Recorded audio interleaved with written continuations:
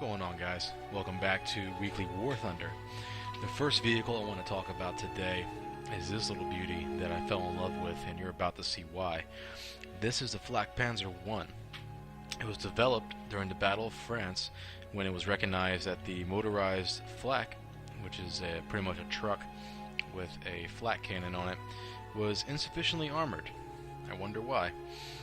The Germans decided to combine light anti-aircraft guns with a tank chassis. The chassis of the Panzer I was used for these conversions simply because it was the most commonly available tank chassis at the time. The conversions were done by the company Stower. In total, only about 24 of these vehicles were built. During the conversion, parts from the frontal superstructure and a complete cover of the engine compartment were removed to gain even more space to stand on. To achieve a better center of gravity, the frontal armor and the superstructure was moved about 18 millimeters forward. The flaps on the side, as you can see right there, were made from simple sheet metal and did not offer any real protection. When in action, they were folded down and used to stand on.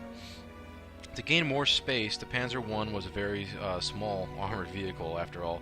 The radio was dismounted, communication was done with hand signals, so you can imagine how efficient that was in the heat of battle. The tanks are armed with the Flak 38. Additionally, the crew was armed with close combat weaponry such as submachine guns, K-98s, and the like. To make it easier for the driver to enter the vehicle, the main gun was mounted, but not centrally. It was mounted slightly to the right. The ammunition was stored under the driver's seat and behind the loader. Due to insufficient space inside the vehicle, a coupling was added to the back for a trailer to add additional ammunition and replacement barrels, and that was towed behind the vehicle.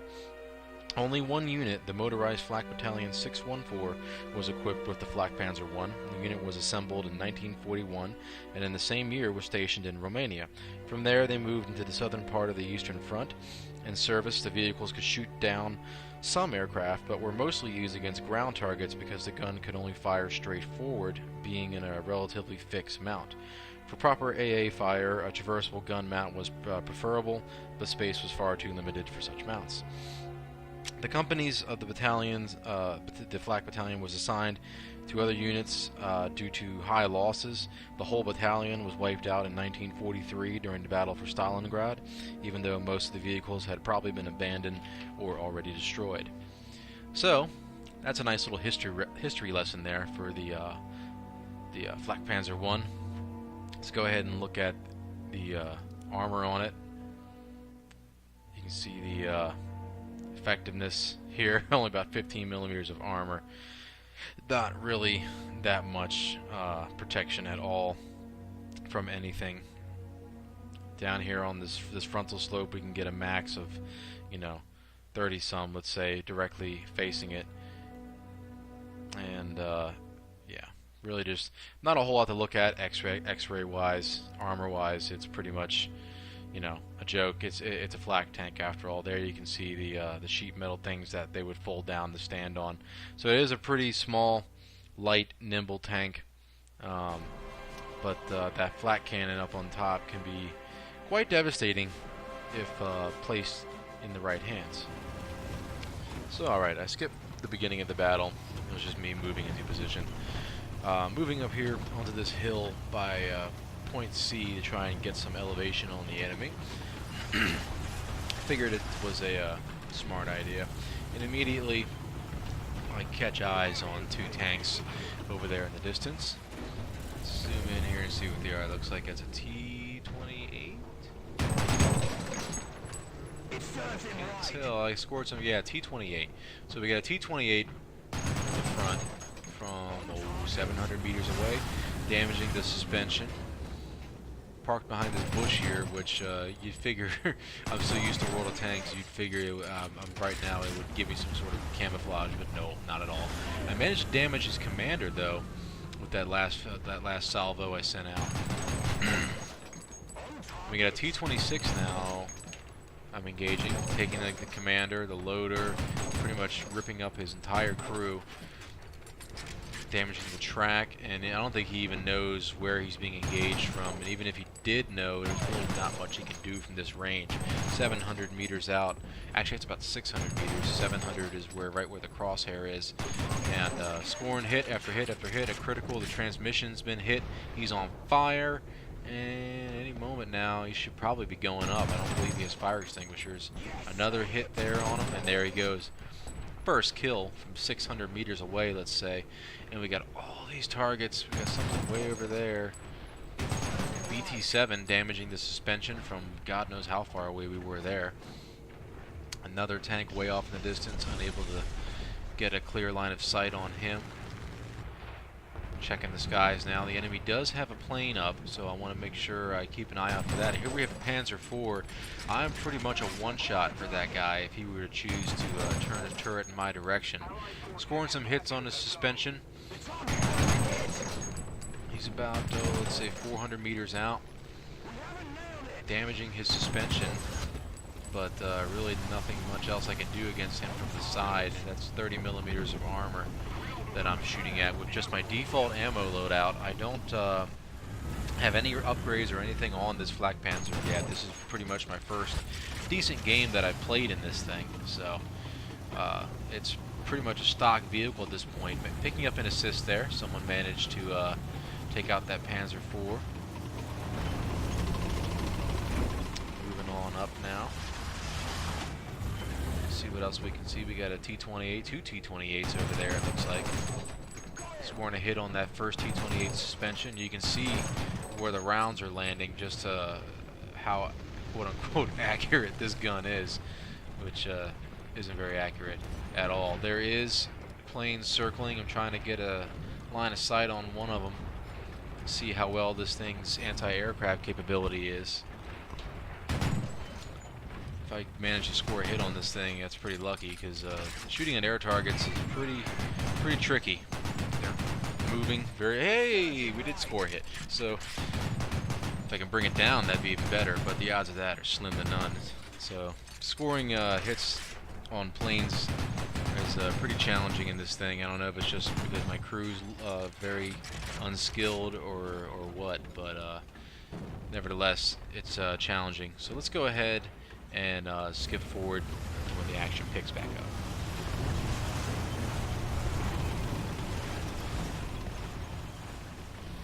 So I decided to move down and try and capture this point at A because the game is pretty much over. I want to get some action in before the checkered flag flies. And up ahead here, it looks like we have some German Panzer III. Yep. Let's go ahead and light this guy up. Point blank range, machine gunner, driver, commander, the whole damn crew's been wounded. Machine gunner's dead. Critical hit. The loader, it looks like the commander is now dead. And he's dead.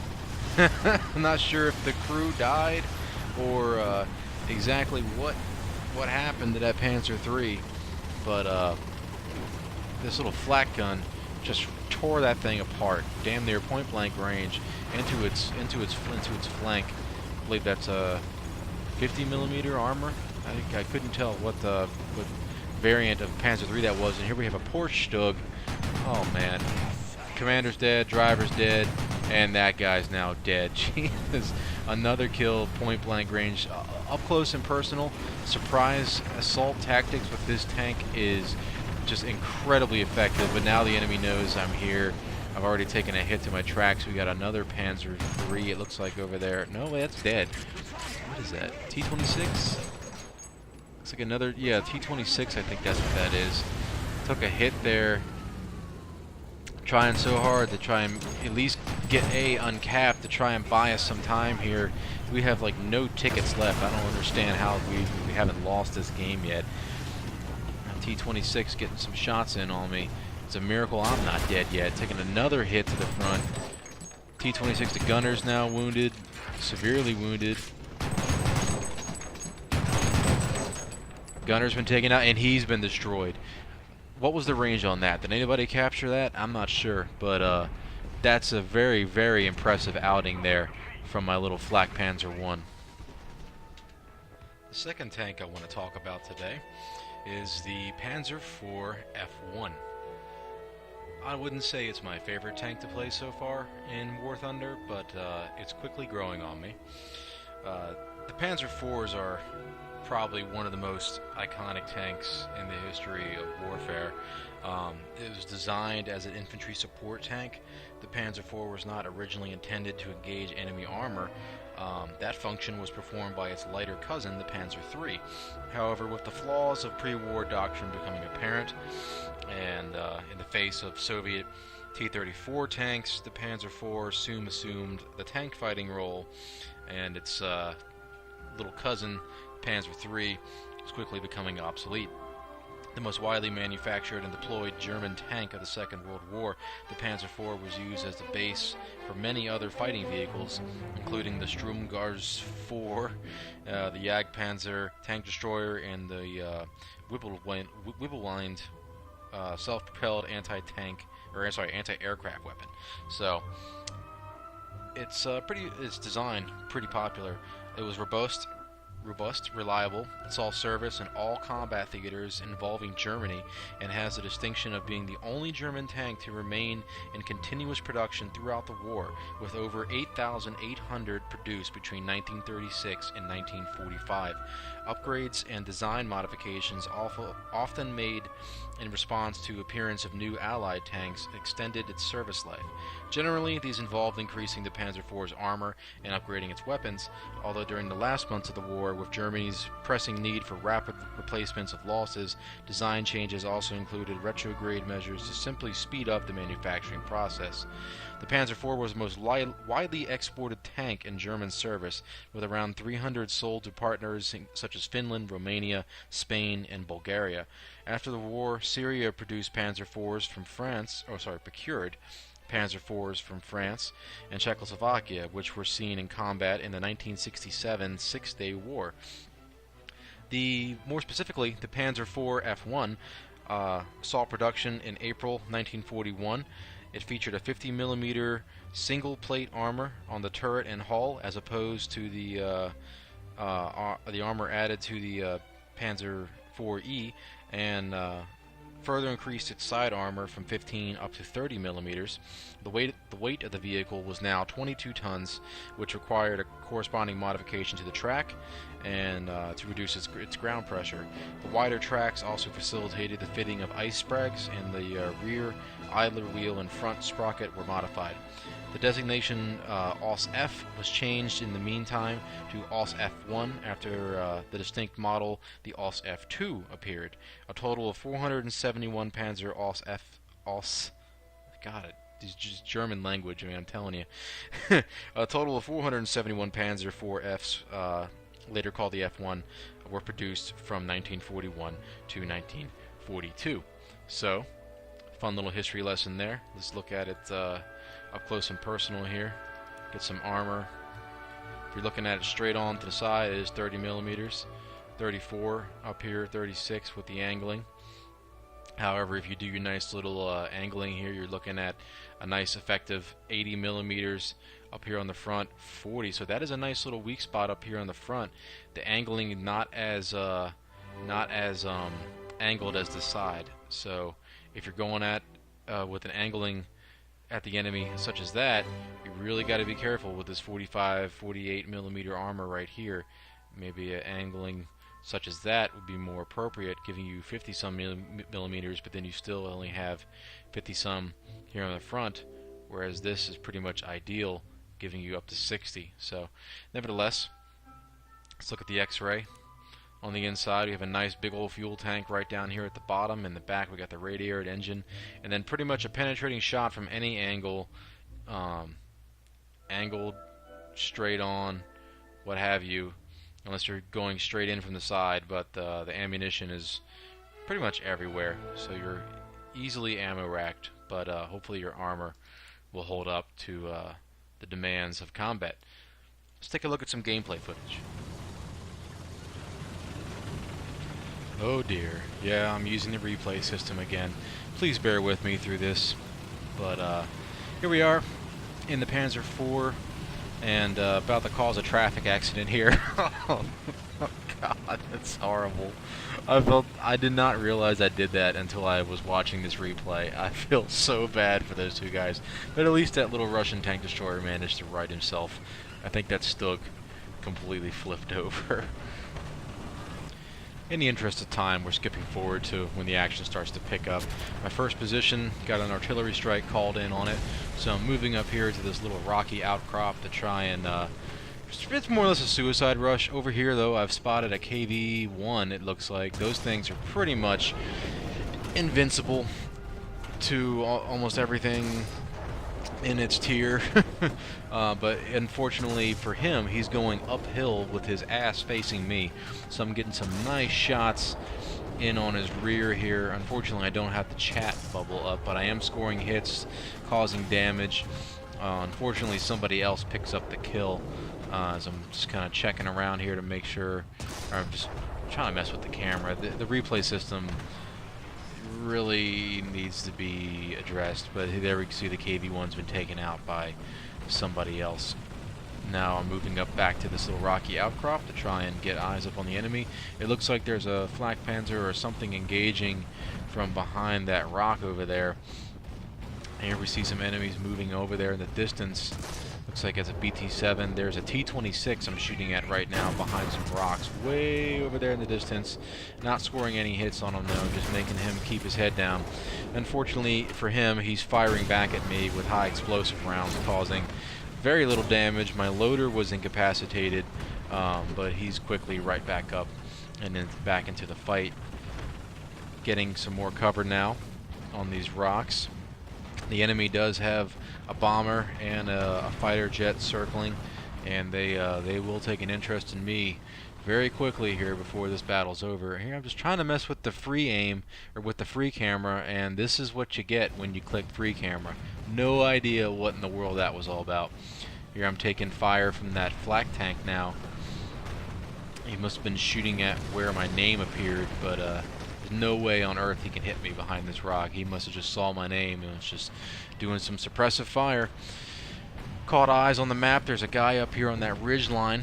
I'm gonna put a shot up there. Unfortunately it's a miss, but nevertheless keeps his head down as a nice artillery barrage lands up there on that cliff face as well. You can see the dog fight going on up in the skies above us right now. Very, very action-paced battle, and here we have the enemy AI reinforcements coming out now. A squadron of BT-7s and T-26s coming straight at me. This first T-26 has no chance. First hit penetrates clean through the tank, in and out. Second hit takes it out, ammo racks it. BT-7 now. First hit takes out the driver, leaving him alone for the minute because the AI is pretty much... Oh, no, right, I did take him out. The AI is pretty much useless. And the camera does this weird thing where it'll just snap around for no discernible reason, so taking out two BT-7s there. Just absolutely having a field day on this side of the map. That second BT-7, come to think of it, I'm not too sure if I actually did take that guy out or not. Look at the planes falling out of this guy over there in the distance and the subsequent... Good lord! Here comes a bomber.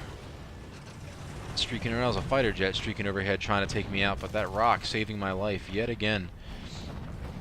The enemy really has a hard-on for me. Squeezing off another shot at something over there in the distance, and I'm effectively pinned down in this area. Moved up. I am pretty much the left flank of my team right now. We have the lead. We own 2 points right now. The enemy looks like they're uncapping C, so we got to make sure we do something about that. But as of this point, I'm pretty much stuck here. There's a T-34 right over there, which I am pretty much incapable of doing any damage to from this range and with this gun. And here I'm trying free aim, or free aim, trying free camera mode yet again, and with a little bit more success this time. The controls are just broken, to say the least, and before I can even get a fix on anything, free camera for some reason snapped back to my tank, so no idea what that was all about. Engaging another BT-7, moving his way up to the front now. There must be something else catching my eye, because this is AI. There must be a player back there somewhere, and I really wish... Look at that plane streaking overhead and crashing straight into a tree. Good lord. BT-7 looking in my direction, but the AI not taking a shot. I mean, I do have, I believe it's 30 millimeters, maybe 50 millimeters of armor all around. or is it 50 in the front, 30 on the sides? I can't quite remember. Yeah, 30 on the sides. So maybe, what was it, a T-28 engaging now? That's a enemy player. Hit to the engine compartment. I do remember that because it stopped him dead in his tracks there. He managed to get it working again, but another shot straight into him, and he is just another smoking ruin on the battlefield. Another T-28 crossing the open out there. Looks like we're recapping C. It's going to be a very close game. Just look at the damage. Just all the smoking wrecks, burning planes. Just absolute devastation everywhere. I cannot wait to get this game running on higher settings. So we got another enemy plane streaking overhead, trying to take me out. Fortunately, I'm still here. I am pinned down. Like I said, there really isn't much I can do to break out from this position. If I try to drive forward, I'm just going to run into enemy players.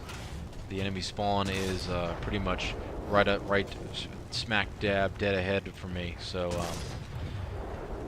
not really a whole lot I can do about that for right now. I'm better left in this position here.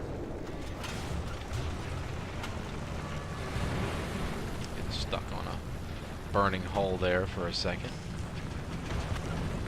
This battle is quickly wrapping up here. So we got a Panzer III, was that a Panzer IV? I can't quite tell from this distance, but at this point in the match I was pretty much all out of armor penetration, or armor penetrating ammo. And as the smoke clears, you can see my ally, he's got the smart idea to flip that Panzer up on his side to allow me to put some shots right into his underbelly. That gave me an assist. I did not get the kill on that. It looked like he was the last enemy player because you just saw that bar up top just drop. And as I enter free camera here again at the end of the game, that will signify a victory for myself, my team, and my Panzer IV.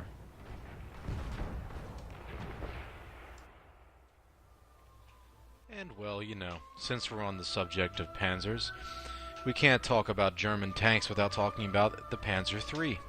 It was intended to fight other armored fighting vehicles and serve alongside the infantry supporting Panzer IV. However, as I stated previously, as the Germans faced the formidable T-34, stronger anti-tank guns were needed.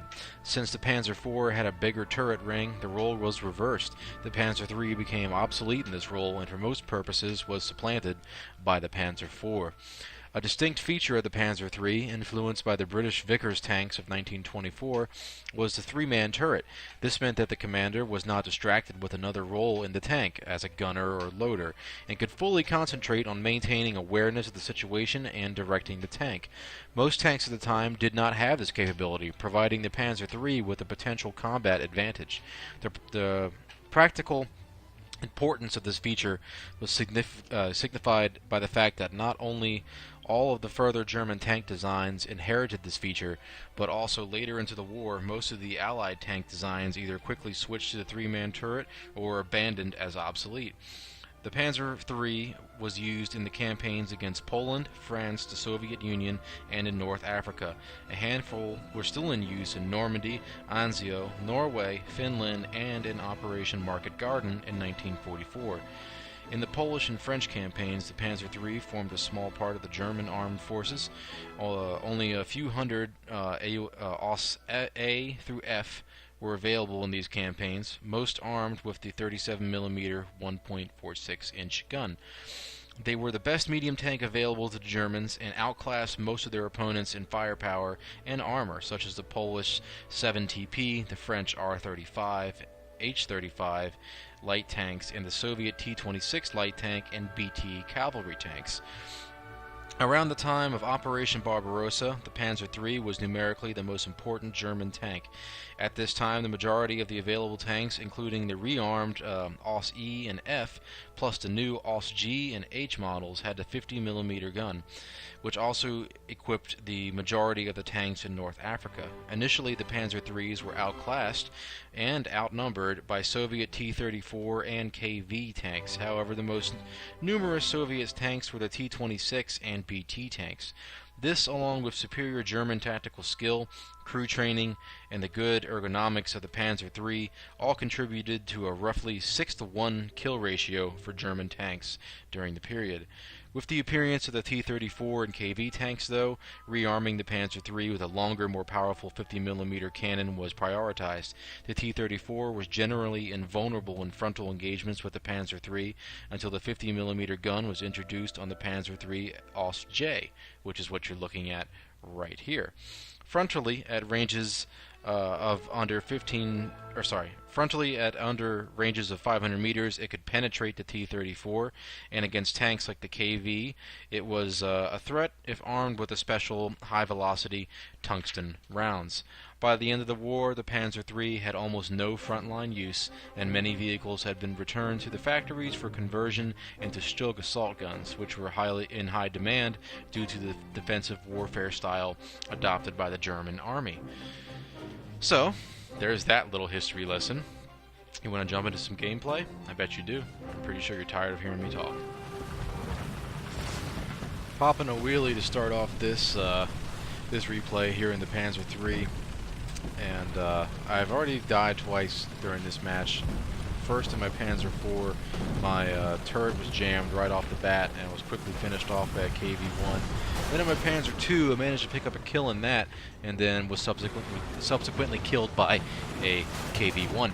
So, not having a good day here. I believe that's the same damn KV right over there, which just damaged my turret ring yet again. So that KV is really starting to piss me off by this point in the battle.